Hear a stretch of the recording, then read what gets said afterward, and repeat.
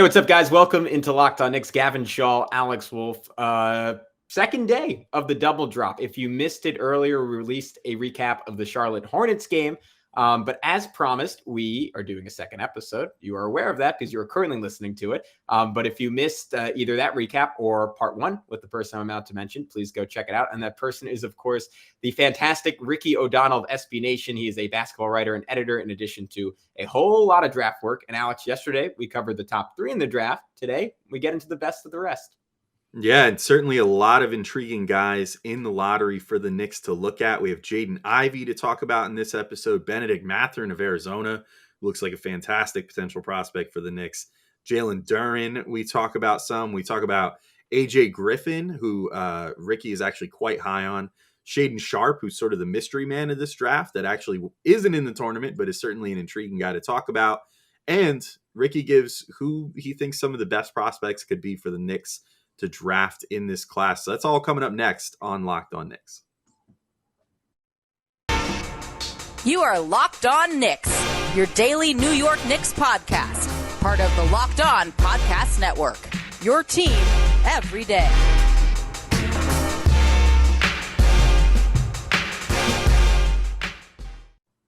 You are Locked On Knicks, and we wanted to thank you for making Locked On Knicks your first listen today and every day. We're now available on all podcasting platforms, including, you know this, if you see our beautiful faces and you want to see Ricky's beautiful face in just a second on YouTube. But I am Gavin Shaw, a play-by-play broadcaster. He is Alex Wolf, editor-in-chief of the Strickland, the greatest Knicks website out there. And without further ado, let's get to it with Ricky O'Donnell talking about Bennedict Mathurin. Which player outside of the top three did you change your opinion on the most based on the opening weekend? That's a good question. I personally tend not to put too much stock into the tournament because I try to track players from when they're in high school and just get like a multi-year sample of them. So you don't want to put too much into one game. I guess I'd have to look at a list of names really quickly to see if there's anyone who jumps out to me. You know, honestly, like Mathurin is just... He's just awesome. That's the next guy we were going to ask you about. So well timed. He's just awesome. I mean, what more can you say? So he has some limitations as a player too, but it's just like he always rises to the occasion. If I'm taking one player in college basketball just to go into the tournament with, and it's a college basketball tournament, I'm taking Ben Mathurin, and he just hit some amazing shots in that game. It seemed like he made plays in every way possible. He had, big plays as a cutter, big plays as an offensive rebounder, big plays as a pull-up shooter. He was phenomenal. So coming into this, I had him as number 10 in the class. I really wasn't sure between him and Johnny Davis, though. And I like Mathurin's game, but I have questions about him defensively. I think offensively, he's awesome. But defensively, I'm just like, where is he going to be as an NBA level defender? Like, where does he fit in? How bad? Like, is he going to be really bad? I don't think he's really bad because he is athletic and he's strong. But I do just wonder about him on the defensive end. But he's such an awesome offensive player that I think, I would probably move him up a little bit from where I had him before the tournament, just because I had him in a similar tier already coming into it. Yeah. So to just touch a little more on Mathurin, because he's definitely the guy that caught my eye the most. I don't know how he couldn't. I mean, they were like the last game on TV the other day, so yeah. I feel like everybody that was watching the tournament all day was watching that Arizona game to just kind of like close off their weekend. And, it's just like, oh my God, this guy is insane. Like, he's an absolute madman. I had him pegged as a guy, for the Knicks' realistic range of, let's say, like the 9th to 11th pick, because now we'll switch back into realism mode where it's like, all right, the Knicks probably aren't going to move into the top three here. So let's scale things back a little bit. In the realistic scope of things, I thought that he would be a guy that could potentially fit a lot of needs for them. Just another guy that can, shoot the ball well and kind of create some looks. He rebounds well. He seems like a good fit offensively for the Knicks, to potentially pair next to RJ Barrett and like Emmanuel Quickly, guys like that. Going forward, Randall maybe too, although I think it's becoming increasingly more likely that Randall won't be a super long-term piece for the Knicks based off how things are going right now. But at any rate, do you think, we were just talking about guys that could potentially affect their draft stock one way or another with the tournament. I'm starting to think, I mean, if he continues putting together performances like what he did in the first 2 games, especially that second game, do you think there's a decent chance that he ends up being sort of that guy that busts through that second tier to sort of become the next guy after like a Jaden Ivey that might be in conversation for the 5th or 6th pick and potentially evade a team like the Knicks that would want him? And, if you're the Knicks, do you then say that's fine because there's still a Johnny Davis or something in waiting here? Yeah, I could definitely see him rising. I mean, I had Arizona as my national championship pick in part because I thought that Mathurin was just probably him and Ivey are the 2 best guards in the country, right? And Johnny Davis has been good too, but Davis just doesn't have the burst or the shooting that those 2 guys have. And Mathurin's calling card is his shooting. His shooting numbers dipped a bit this year. He was statistically better as a freshman, but he's also shouldering a way bigger offensive burden this year. I think part of that plays into it. And I believe he's still like 38% from 3 this year, and he's around 80% from the line. Mathurin's a ridiculously good shooter. I mean, he will dart around screens, catch the ball, square up quickly, rise and fire. The thing that jumps out to me about his 3-point shooting ability is how high he rises on his jump shots. I mean, you see it on his cuts too. He's such a good finisher around the basket because he can jump so high. Same thing with offensive rebounding, and both of those skills were on display against TCU, but you see it on the shooting too. Like so my biggest concern about Mathurin, I guess, is his size. He's listed by Arizona officially at 6'7", and AJ Griffin is also listed at 6'7" by Duke. And if you look at the 2 of them, it's like an absolute joke that Ben Mathurin is as big as AJ Griffin. I mean, AJ Griffin looks like a monster compared to Mathurin. So I'm very interested to see what Mathurin's going to actually measure at if he, does the combine, goes through all that. I saw something, I think from a few years ago, where he was like 6'5.5" or something. So if he was legitimately 6'7", I think that you could make a better case for him as the 5th pick. I would still not be surprised if he ends up going there because such an incredible shooter, such a great cutter. I mean, that's really the most undersold part of his skill set.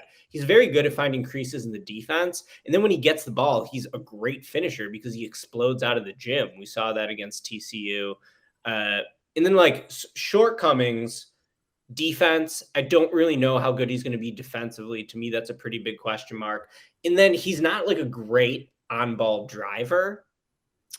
He's very much someone who I think is going to have to be like, a secondary perimeter guy more so than your main star. But his movement shooting abilities, his calling card. And, when you think about guys like him, like, I don't know do you guys have a good comp for him? I can't think of one off the top of my head. Yeah, so like I was thinking on this too. I didn't really have one. But I was like, well, he reminds me a little bit of like Tyler Hero because both are great shooters. They're about the same size. Hero definitely has a little bit more like wiggle as a ball handler than Mathurin does. But Mathurin is a significantly more powerful athlete.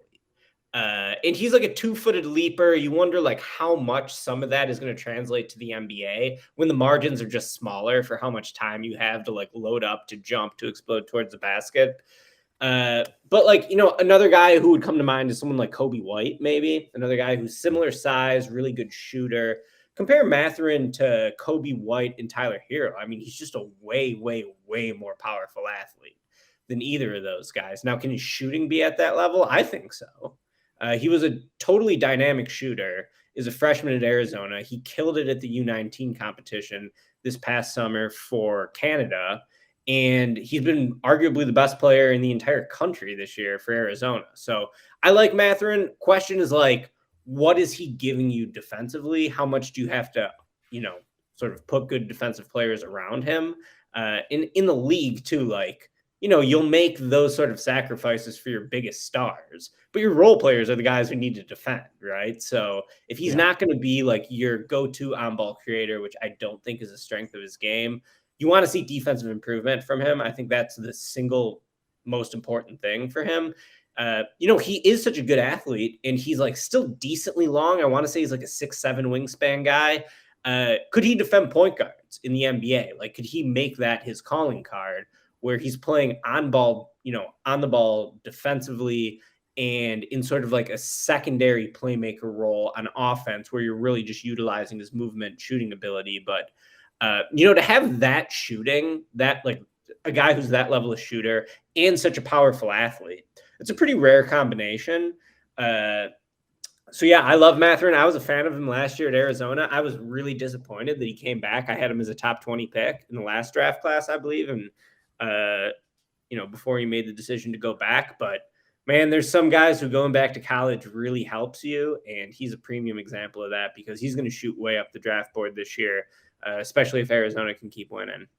The name I'm thinking of when you're describing him is like almost like a bigger, more athletic Buddy Hield a little bit, which maybe I haven't watched enough of him to know if that's like a great comp or not. But I think there's some value in a guy like that. And to your point, like I think of Hield at Oklahoma, and like he only really became like that guy when he was like, we all found out he was a year older later. So I guess like 23 or 24 already at Oklahoma. And like what Mathurin is like, he's almost 20 now.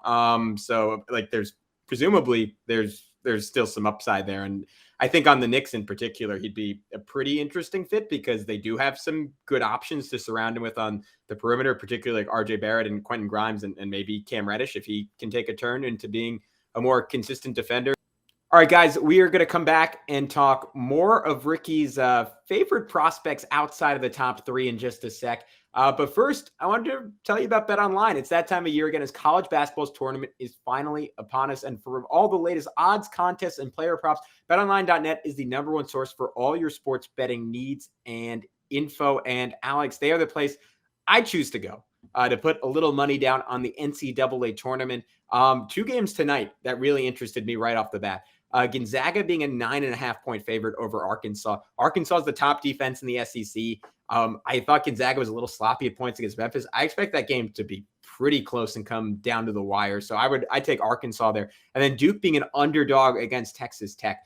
I don't even know which way I would go, but that certainly stood out to me. Texas Tech, incredible defensively. Duke has obviously been kind of inconsistent this year, sort of a young team. Texas Tech, always very savvy, always very tough. I think that'll be one that I'm looking at one way or the other to put some money down on. But BetOnline remains the best spot for all your sports scores, podcasts, and news this season. It's not just basketball. BetOnline is your continued source for all your sports wagering information needs, including live betting and your favorite Vegas casino games. So head to the website today or use your mobile device to learn more about the trends and action. BetOnline, where the game starts. Another name you mentioned over the course of that conversation was Jaden Ivey, who I think, like, just going off Nick's Twitter, he's sort of like everyone's favorite guy, but I'm sure that's true for like a bunch of different teams in the lottery. Yeah. He's just a joy, obviously. But I'm curious, and you could take this any direction you want, because I know some people don't love doing like specific player comparisons, but I'm wondering like if you had a comp for him or how you think he translates like compared to like some recent guards in the last couple of years, because obviously John Morant is the name like a lot of people like me who watch very casually and only see highlights throughout, as has been emphasized to me a million times now. He's not a point guard, so maybe that's not a perfect comp, but I just enjoyed watching him against Texas. I'm trying to remember. I think it was Ramsey on Texas who was guarding him the whole game. And I thought he actually did a really good job on him for the most part. And then Ivey just hits like these 2 big like FU threes down the stretch, which isn't even really his calling card as a player. And that kind of got me going like, wow, like this dude, like he has like a tiny bit of like that Morant like FU energy to him, or at least it felt like that again watching this one time. But I'm curious your thoughts on maybe like if there's an NBA guy that kind of aligns with how he'll play and fit in the league. Yeah, he definitely has a lot of similarities to Morant, but you took the words out of my mouth. I don't love the comparison to Ja, because I feel like Ja is just like a next level playmaker. And there's a reason that Purdue has been running a traditional point guard next to Ivey the entire season. I want to see Ivey on the ball, and I think that his future in the NBA might be on the ball.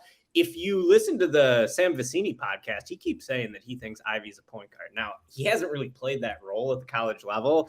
And point guards, in a sense, seem like they're born more than created, right? Like if you're like a tweener guy and you're like, if he develops these special passing genes, seems like you just have it or you don't sometimes, is what I've learned covering the draft for long enough.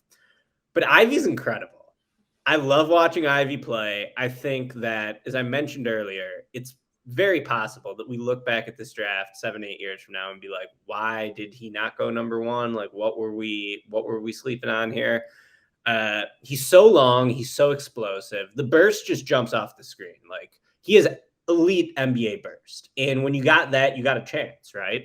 Where I worry about Ivey is in terms of like his second level. He doesn't really have much of a mid-range or floater game. He's not the best passer yet. Sometimes the game seems like it's moving too fast for him. But I think as the years progressed, he's done a much better job changing his tempo, playing at different paces, and really utilizing like when to just hit the gas on that burst and being able to explode to the basket. The big improvement of his game this year is the three-point shot. I believe he was at like 27% last year as a freshman. And this year it's totally skyrocketed. He's been at about 36%. So he was at 26% last year, 36% this year. I just pulled up the numbers. But genuine improvement as a shooter. I mean, he's hit some really deep and difficult threes this year. If you look at a package of Jaden Ivey's shooting highlights, I'm pretty comfortable projecting him to be a good shooter in the league. Purdue uses him a lot like Bradley Beal, where he's running off a bunch of screens, getting the ball in a position to attack downhill.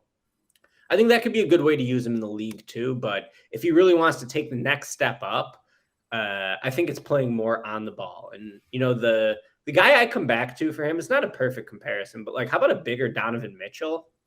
Another like super powerful athlete who can shoot a bit, who's like kind of a 1.5 positionally, stuck between a 1 and a 2, not like a next level playmaker, like a spectacular playmaker, I should say, the way that Morant or Trae Young are, but like pretty damn good. And just having a few inches of size that Donovan Mitchell doesn't is going to be, you know, beneficial as well. And then on the defensive end, Purdue's defense has been so bad the whole year that it's easy to discount Ivey's defense.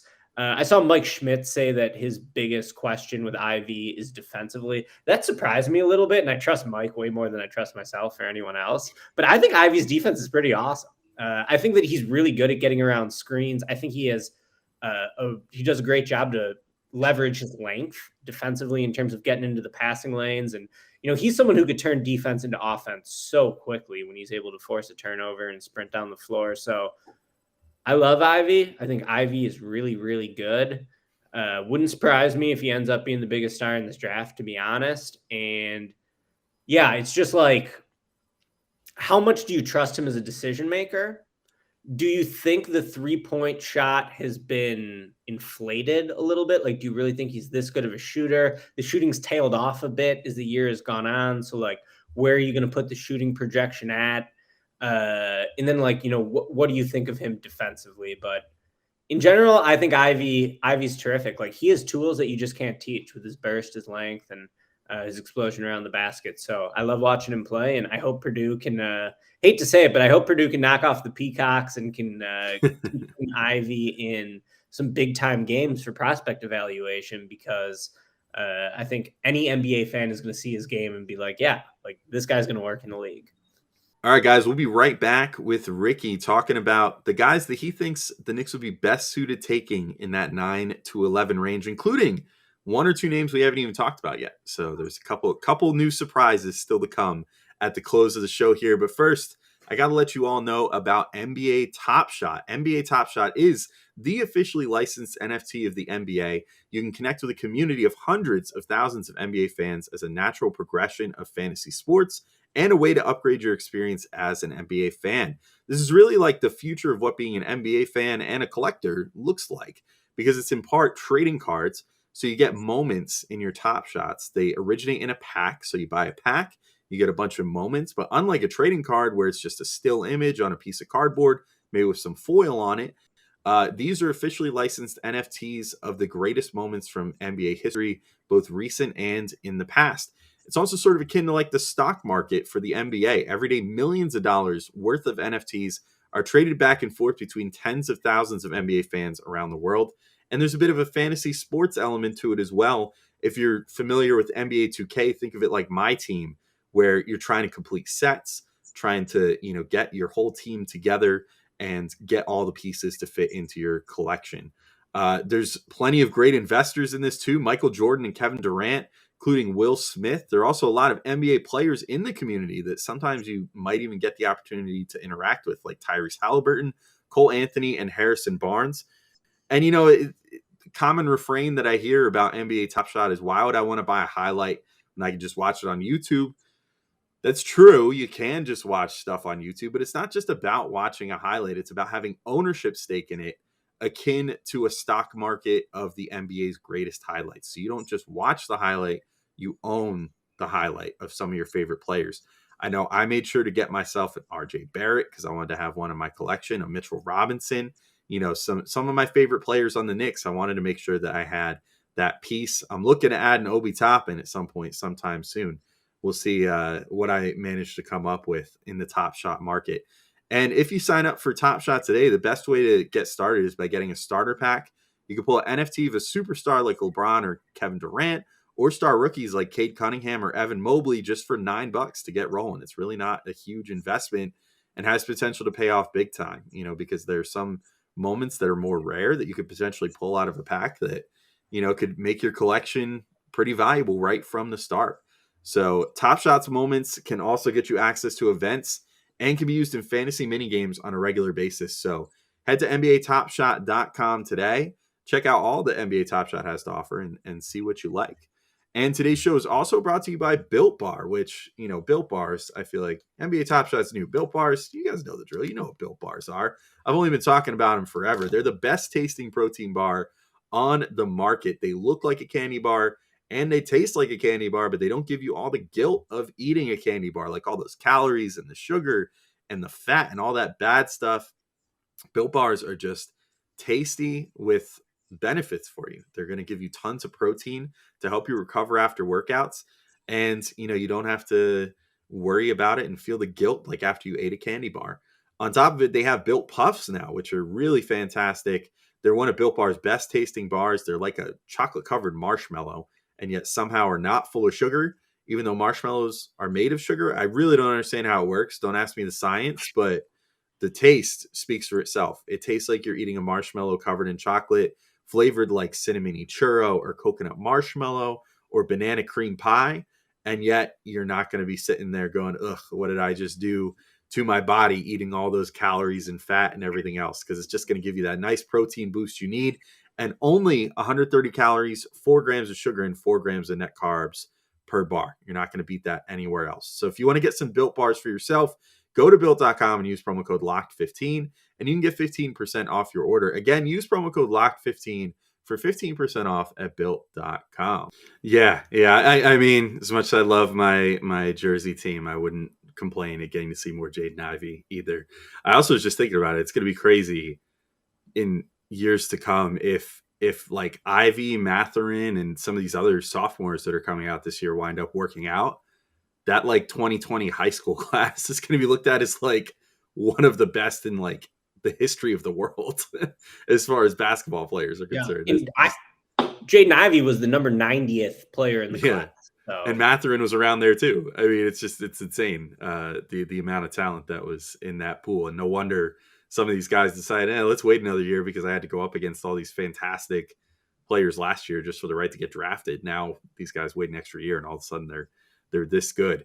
But speaking of guys that are maybe waiting, maybe not, we'll get to the guy I'm going to say first in a second, but like Shaden Sharp is a guy he was initially going to be part of next year's class. Obviously isn't part of this whole March Madness discussion because he's not playing, didn't end up playing for Kentucky this year, but is going to be eligible for the draft. He's sort of gotten the mystery man label.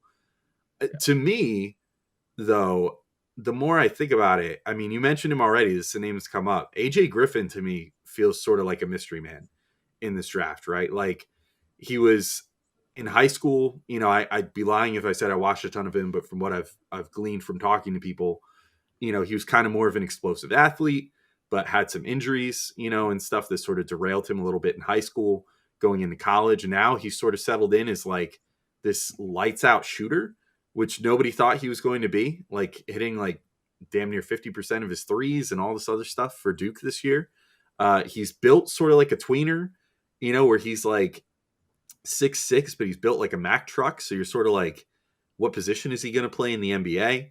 He also just deals with this crazy amount of inconsistency, which maybe can come from more the scheme and, how Coach K uses him and stuff. But he'll go from scoring 25 points in one game to scoring 5 in the next, and just sort of fluctuate between that like range of being like looking like he could be an elite scorer with like a varied scoring package, to then being like, oh, like he barely scored in this game and I'm not quite sure why. So I would actually say that, to me, he's one of the biggest enigmas in this draft, from positionally, from consistency wise, from like what he is versus what he was projected to be. Where do you stand on Griffin? And, what's sort of your evaluation on him? Because to me, he's been the guy for me is like a part-time draft person who looks at this stuff mostly when it's time towards the end of the Knicks season, where I'm starting to get into this stuff and I'm like, what the hell do I even make of this guy that's projected to be like a top 10 pick that I can't really nail down in any of the senses of trying to evaluate a player just on like the surface level stuff right now? Yeah. So, I mean, part of it with AJ Griffin is he just hasn't played a ton of basketball. He had knee injuries that took him out of his junior season. His senior season in high school was the pandemic year. He ended up going down to Tampa Bay to be with his dad, Adrian Griffin, who was an assistant coach with the Raptors, or is an assistant coach with the Raptors, and work with him in Tampa Bay. So he just hasn't played a ton of organized ball. And then he comes into Duke and immediately suffers another setback with a knee injury. Wasn't in the Duke rotation to start the year. I'm like, oh my God, is Coach K really going to mothball AJ Griffin as like his final act of terror? But AJ eventually made it just like undeniable that he had to be on the floor, right? And when you see him, first thing that jumps out is AJ Griffin, like he's like built like Batman. He's just like gigantic. He's like 6'6". They list him at 6'6", 220, but he just looks so much bigger. I think like he looks like a grown man, even though he's one of the younger players in this class. So from a physicality standpoint, size, strength, that's all there. He's an absolute knockdown shooter. And you've seen it this year. He was like at 50% for a lot of the year. I think now he's like at 46% or something, but he's an really, really reliable shooter. So that's the calling card of his game. He is a pretty good athlete. You'll see it. He had like one cut this year. I forget who Duke was playing, but he basically made a cut from the right wing, came in and just like dropped a hammer dunk. So there are flashes of that athleticism, and you just see his build, and he should be a great athlete, but he just seems limited by like a lack of flexibility to me. And part of it could be some of the injuries that he sustained. And I don't know, part of it could just be like how his body is built, but like he's not a very flexible driver, and he's not a very good like north-south driver. So I think of him as like an off-ball wing for sure, someone who you're going to utilize his shooting ability. Comparing him to Mathurin, I've had him above Mathurin the entire time because he's bigger. He's just as good of a shooter. Mathurin is probably a little bit more dynamic as a cutter, I think. But then defensively is where I'm just unsure of AJ. Like AJ should be a really good defensive player. I would bet that he's going to be an above average NBA defender, but he hasn't really been an above average defender for Duke. Duke's defense has kind of been shit the entire season, especially when teams can pull Mark Williams away from the basket. So, you just wonder, like, why isn't AJ a little bit more impactful defensively at the college level? I think he can get there in the pros, though. Like, we've seen that before where guys they defend better in the league than they do in college. Ben Simmons would be one example of that. Someone who, people were questioning his defense when he came out of LSU, and it's like, okay, he's actually one of the best defensive players in the league. So AJ, I totally agree with you that he is a little bit of a mystery box. My question with him is, where's the defense going to be at, and how dynamic is he as a north-south driver? Because, like, I just don't see it very much from him. He is a very good shooter. He has a strange shooting base. I mean, he'll, like, almost touch his knees together when he's shooting, if you look at video of him shooting. So that worries me a little bit too, but I would take the gamble on AJ Griffin for sure. I mean, so big, really good shooter, can play off the ball, should be able to hold up defensively, and probably still has some more untapped upside as he continues to like get added experience playing the game. Hopefully he can stay healthy. He went down with like I think a rolled ankle or something in that MSU game. I believe he came back in, but he's going to be an injury red flag, I think, just given all the durability issues he's had over the last 2-3 years. But he's a guy I would take a chance on for sure, because you just don't see shooters that dynamic who are that big. And you would hope that he'd be able to raise his level of play defensively. Yeah. All right. I guess let's go to Shaden Sharp then. I don't even. The question is just like what, like how, who is he? Why is he? What do you expect from him, and how do you evaluate a guy if he does decide to come out this year that just didn't play college basketball when comparing him in this era to all guys who have played college basketball? Yeah, he was a guy who was not always considered like the number one player in his class. He was very much a late bloomer, had a huge spring on the EYBL, and then everyone started to move him up from like, okay, he's a 5-star to actually he's the best player in the class. So you look at him, I'm again going to be very interested to see like what his measurements are, but I would say he's a 6'5" shooting guard. Loves to take a pull-up three, very athletic and explosive, but I don't quite think he's at like Anthony Edwards level in terms of being a quick twitch athlete.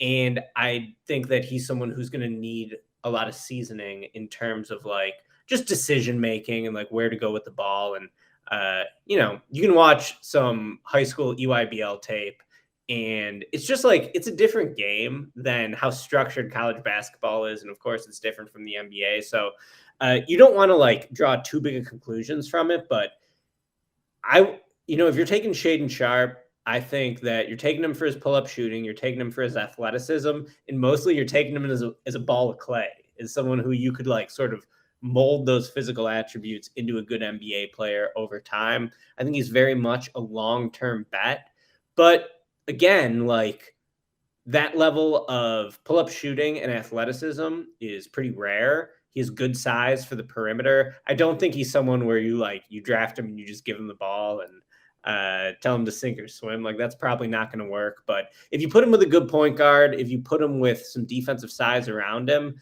I've seen enough of Shaden Sharp to think that he's someone who I would potentially gamble on inside of the top 10 or just beyond it, because really, like, as we've been talking about, after the top 4, and I would put Jalen Duren at number 5, it's pretty wide open, the rest of the lottery. Like, I think you could reshuffle the next 15 guys in pretty much any order based on how you're feeling that day. Some people are going to tell you Keegan Murray is a lock to go number 6. Some people see Keegan Murray as a fringe lottery guy. There's going to be a lot of debate, I think, in this draft class outside of the top 4. I'll put Duren 5. I feel good about that. But, after him and really after Ivey, it's going to be pretty much open for interpretation, I think. And Sharp's as good of a gamble as anyone. Yeah. So since you brought him up, Duren, I feel like has been an interesting case. I feel like it would be a pretty divisive pick among Knicks fans, because I think if the Knicks take Duren, that basically is the bat signal for like we're done with Mitchell Robinson at this point. But I don't think that would necessarily be a bad move. And I'm a Mitchell Robinson guy. Like I like Mitch's game, and I like where he's at. And I think probably based off what he's going to get paid this year, that the Knicks could probably get him to a contract that I would deem reasonable, from my perspective. But like, I could also see the case for center is one of those positions that you don't want to pay, I feel like, until you feel like you're ready to, take the next step, because you want to lock up all those more modern NBA positions first, the wings, the guards, the guys that can create shots and whatever. And then maybe you draft that center, or, you're finally in that position to extend that guy that you drafted as a rookie at center when you're ready to like actually make the leap to being good. And that's sort of the finishing piece that you like pay the money and then commit to being an over the tax team for a while, over the cap team for a while, not necessarily the tax. But what about Duren, really stands out to you? I have had limited exposure to him. I've started watching him a little more as I'm sort of entertaining that prospect of him potentially being like a Mitch replacement if the Knicks decide to go that route. I certainly think physically he looks amazing. He looks like he's a grown man already, and he's one of the youngest players in the draft. So like, that can only get better. But like gameplay wise, I wonder, like, how are you feeling about him coming into the league? Do you think that he's going to be a guy that maybe needs a year or two of seasoning? Because I think that most 5s do tend to need that anyway. But particularly in that game against Gonzaga, I was kind of watching and I'm like, Timmy is like one of those guys that has like NBA levels of guile, even if he's not an NBA level athlete or scorer or anything else. And, there's a reason that he's probably like, despite being one of the better players in college basketball, he's probably like a second round pick at best in the NBA draft. But like, he has that sort of the guile and the moves and the footwork and all that stuff that can perplex, inexperienced big men. And I thought that Duren had some moments where he looked good against that, but other moments where I was like, yeah, this is a guy that's going to have a lot of foul outs in his first couple years in the NBA probably, and be in foul trouble a decent amount, and maybe isn't a guy that you can necessarily like bank on as being a day one starter. And that then influences, to me, whether he would be worth spending like a top 5, 6, 7 pick on versus a wing where, maybe they have their issues too, but at least won't be getting played off the floor potentially. So like, I don't know, that's a lot of word salad there, but basically like, how do you feel about him and what has you having him so high? Because you're not the only person that we've talked to that has had Duren pretty high on his list. Yeah, I would say like the thing that's impressed me the most about Duren, just to zoom out a little bit, is like you mentioned, super physically developed at such a young age. When you see a guy like that at the top of the recruiting rankings, and he's listed at 6'11", he's another guy like, I want to see the tape on Jalen Duren. How tall is he? I bet he's 6'9". I bet he's closer to 6'9" than 6'11", just eyeballing it. Doesn't have super great height for a center, but very long, 7'5" wingspan, could even be longer than that. Pro-ready frame from day one, super jacked. So what jumps out to me is like you have this guy who is just so developed physically. Going up against high school kids, you're like, yeah, well, does he have any game? But his ball skills have been what's really impressed me. Like Memphis really ran a lot of DHO stuff for him. He was very comfortable on the perimeter, dropping passes. So the more I watched Duren, the more I liked him. Now he can't really shoot.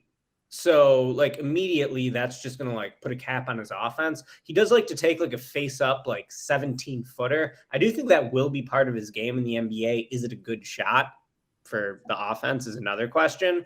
But I think his passing ability is what makes him pretty interesting, and just his ability to sort of like direct an offense a little bit, while also being should potentially be a really good roller. My synergy's down right now, so I can't check his stats as a roller this year, but he has the physicality where he should be lob target, big catch radius, be able to play through contact and overpower guys even at a young age at the NBA level, because he just has the build for it.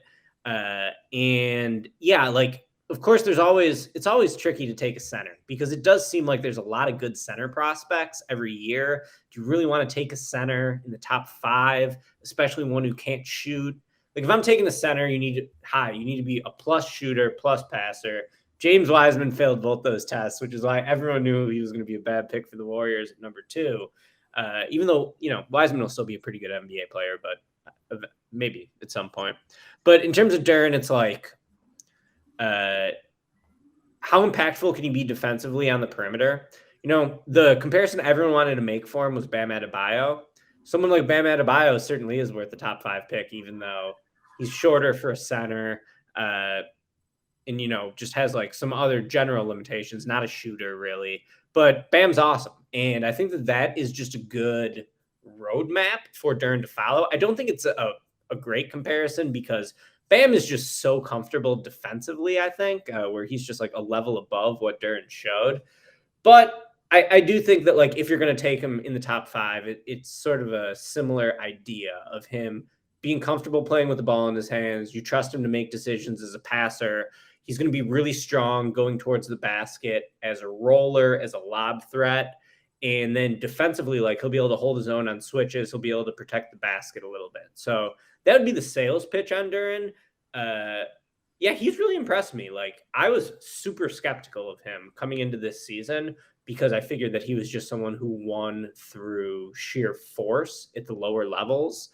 But he has more game than I thought he did coming into this year. And really, like as the season progressed, he just showed more and more comfort in terms of his ball skills. So I like Duren. I know I said I got him 5, but really I'd probably take AJ Griffin over him. So maybe he's like comfortably at 6.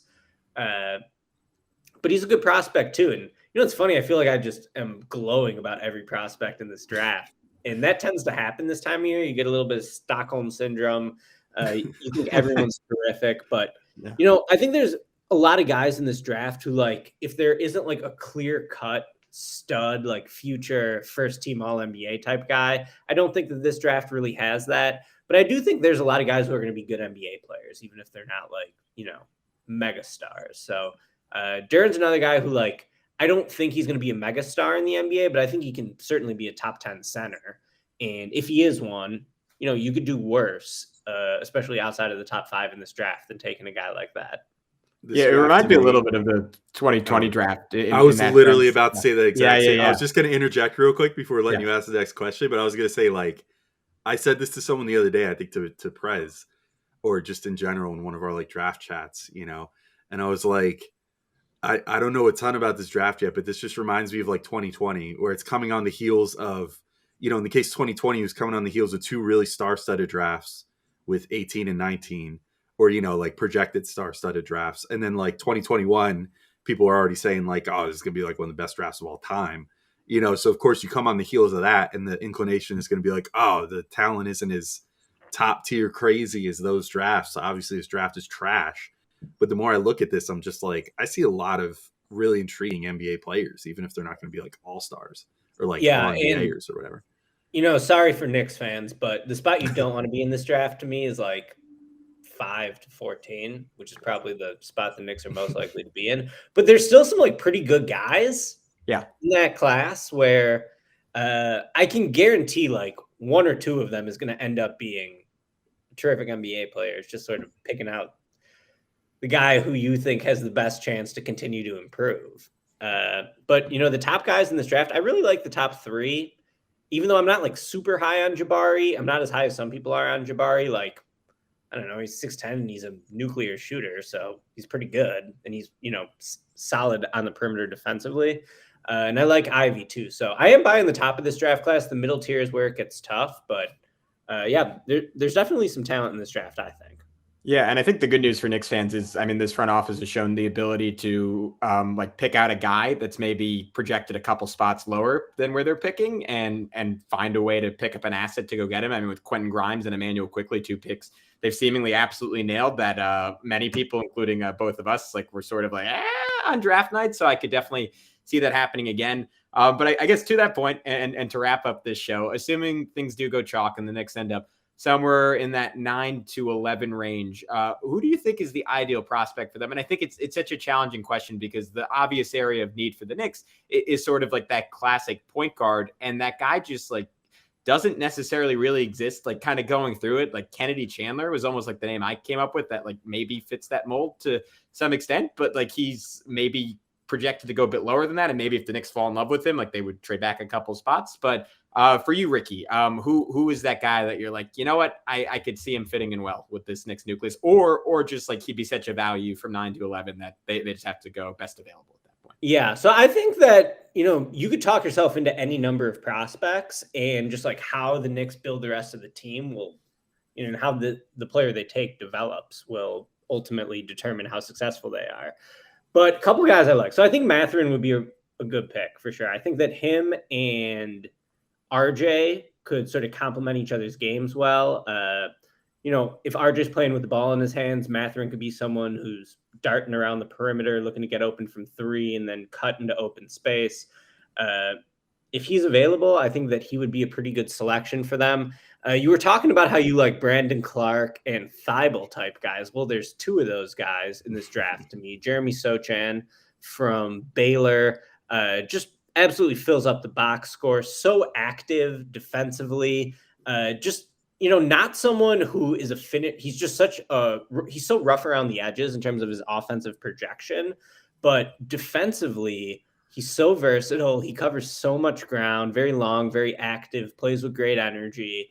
I would take him in the lottery. If you're picking around 10, I think that he would be someone who you could absolutely take. And then Tari Eason, same thing. Just a maniac on the floor, wants to dunk everything, plays with a super high motor at all times, very aggressive player on both ends of the floor. So, and then, 80% free throw shooter too. And I don't think he started for LSU, but he led the team in scoring. So he's someone, either of those two guys, I think would be really good just to sort of like give the Knicks a little bit more athleticism, length, motor, energy in the front court. I like Obi Toppin too, but like those guys have opposite strengths of Obi. So, maybe if you're talking about putting two of those guys together, that could be interesting. Just gives you a little bit more lineup versatility.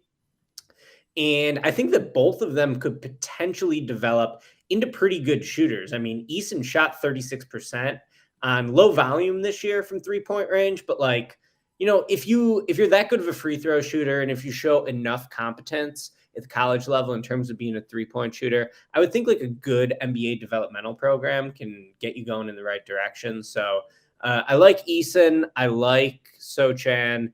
And then the 2 point guards would be Gene Montero, who is a real mystery man because he's from the Overtime Elite League. You talk to people who are into international scouting, and they've loved this kid for years.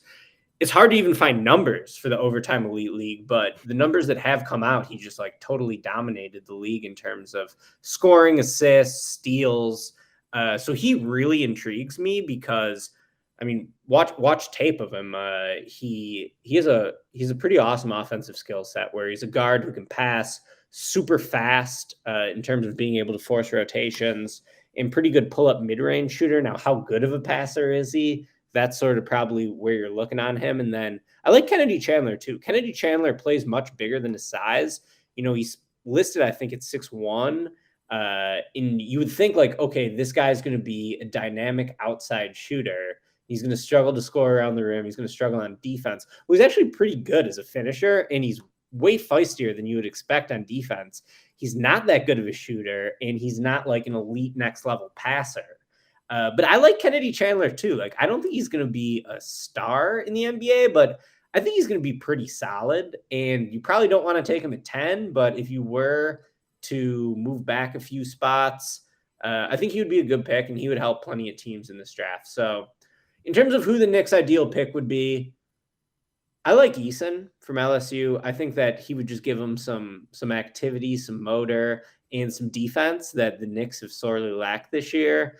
And if Mathurin falls, I think Mathurin would be a good pick too. Cool. Yeah, Eason's certainly been a guy that I've looked at and thought that's a guy I need to do some more homework on. So you've given me some good assignments. You've given us both some good assignments, and I'm sure everybody listening as well. But we, as usual, we came on initially before we started recording and said, oh yeah, we'll shoot for like 45 minutes. We've gone like an hour 10 with you. So thanks so much for all the time here and all the great discussions and evaluations of these players.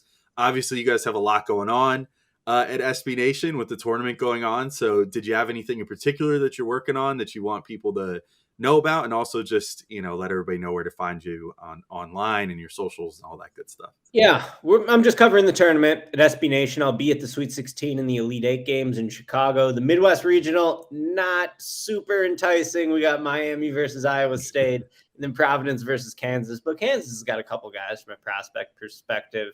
And it'll just be great to be at the NCAA tournament. So I'm really looking forward to covering that.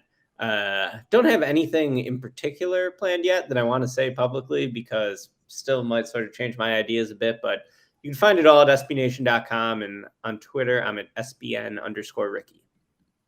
Cool. Thanks so much, Ricky, for popping on. Go ahead, Go. I know. Yeah, really appreciate it. And thank you all, as always, for tuning in to Locked On Knicks. You can find us wherever you get your podcasts on any possible platform. And we are now on YouTube. So check us out. Check out Ricky's smiling face, his fantastic beanie. You don't want to miss it on YouTube. We'll talk to you guys next time. Until then, be good and peace out.